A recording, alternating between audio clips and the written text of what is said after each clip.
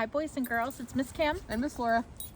And we are outside in Miss Laura's backyard because it's finally decent enough. Here's Chewy again. He's still around, hanging out, enjoying his outside.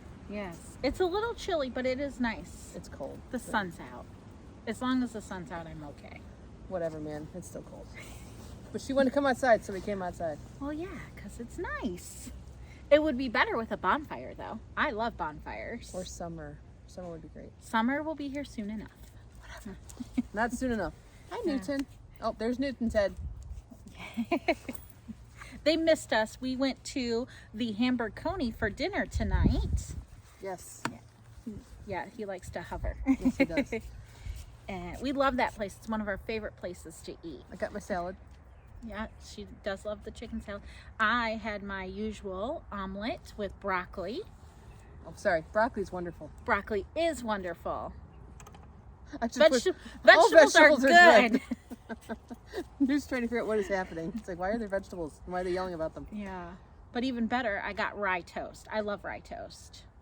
I know you don't eat a lot of bread, but when you eat toast, do you eat white or wheat? What kind of toast do you eat? White, soaked in butter to the point where it's squishy. Ooh. Yeah, I like just enough butter on. My sister is like Laura. She likes to just slather on the butter of whatever piece of bread it is. Dinner roll, biscuit, that's the point matter. of bread. Anyway. It's a butter delivery system. This is a convenient segue into what we read. There goes Newton running behind us. Hopefully he's not doing anything bad. He's just getting a stick. Oh, he found a stick. He does love sticks. Yes, he does. Yeah. So we read a couple of books about food, actually.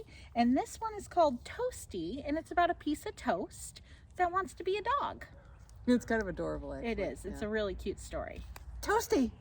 It's fun. I'm not Toasty. Now I kind of want a dog to name Toasty, though, because it's a great name for an animal. I'm not getting any more dogs. I know. I need any more dogs.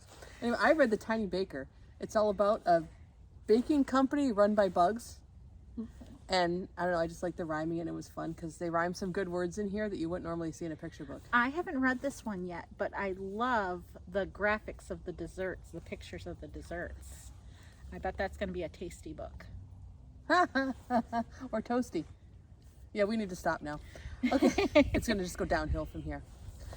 Well, we hope you enjoy the stories. Bye. See you later. Bye. Okay. The Tiny Baker by Haley Barrett.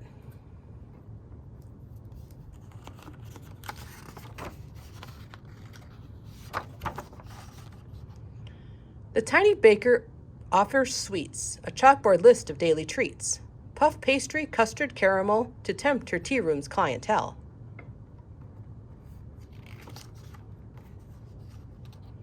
Her customers line up in rows, antenna wave well-bred hellos. They're always elegantly dressed, silk gowns or trousers neatly pressed. They wait to try her lemon tarts, her sugar-sprinkled cookie hearts, to sample her pecan pralines and nibble lacy Florentines.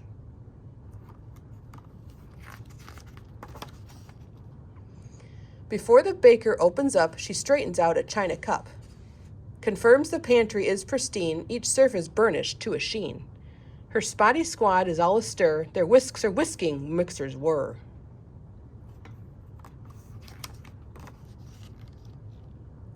Just as the clock begins to chime, her door swings open right on time. The baker bows to greet them all. They usher aunts, the tall, the small. Straight to her tea room's pretty chairs, she mentions her sublime eclairs and offers them pink lemonade or rosehip iced tea, freshly made.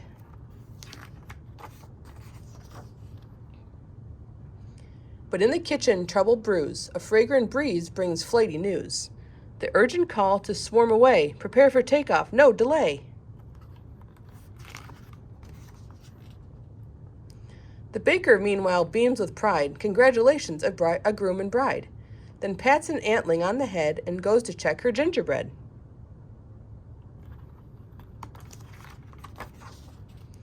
She bustles through the kitchen door to find it in complete uproar. Disaster struck while she was out, a cataclysmic turnabout. Her pastry chefs have flown the coop, one red, enormous, dotty troop.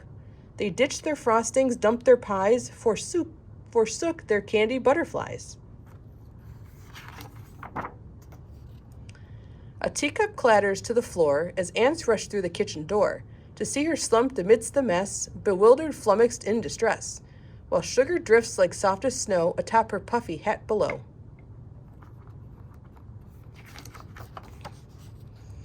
Crickets sound the call to action, sending off an ant reaction. To do what ants do very best, they work together without rest. To clean, to move, to clear, to mend, to help their tiny baker friend. They dust her off and stand her up, pour her a piping ant-sized cup. When all is right, they sit back down, retrieve their hat or smooth their gown, and sip their sweet rose-hipped iced tea while Cricket chirps his melody. The tiny baker blinks her eyes. She shakes her head in stunned surprise. Half a minute pass, no more. The kitchen gleams just like before. No chocolate drips, no sugar snow, no scorching kettle all aglow. No souffle mess, no a la mode, no trace of an episode. For me? She dabs a tiny tear. For you, they say, of course, my dear. You're our delightful baker chum, and tea time treats aren't why we come. Though they're delicious, we agree, it's you we're truly here to see.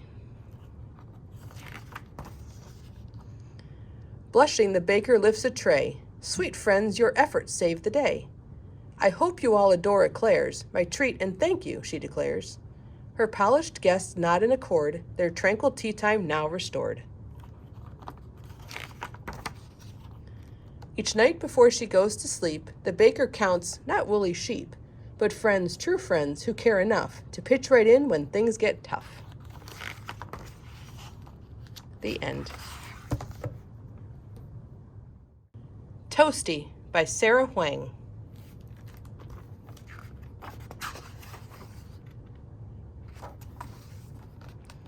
Toasty loved watching the dogs outside his window play. He loved how they barked and ran with each other in the park. He loved them so much he wanted to be a dog. Toasty knew there were some differences. Most dogs have 4 legs, but Toasty had 2 legs and 2 arms. Some dogs sleep in dog houses, but Toasty slept in a toaster. Dogs usually have hair or fur, but Toasty had neither. In fact, Toasty was made of bread. Toasty tried to run like a dog, but when he got on his 2 hands and 2 feet, all he was able to see was the ground. And Toasty chased a cat, but he was no match for it. And when Toasty rolled in a puddle, he ended up soggy. Surprisingly, Toasty could bark like a dog. In spite of so many differences, Toasty decided to put on his best collar and grab his sparkly ball and go to play in the park with the dogs. When Toasty found them, he tossed the ball high in the air. But the dogs did not chase it. They chased a Toasty instead. Uh-oh, this is not looking good for Toasty. Run, Toasty, run! He threw off his collar to distract them. Just in time, Toasty spotted a sandwich nearby and jumped on top to hide. The dogs came closer and closer and closer until suddenly the girl grabbed her sandwich and said, "Hey, that's mine." Then she sniffed and sneezed the biggest sneeze. Achoo! The girl sat down to take a bite and heard, "Woof, woof." She looked around to see who was barking and realized it was coming from her sandwich.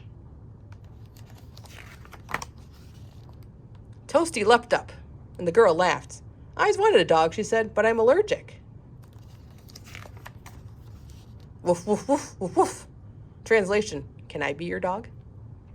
You'd be a perfect dog for me.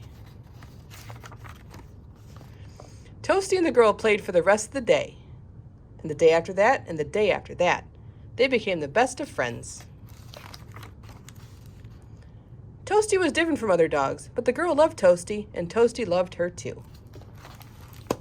The end.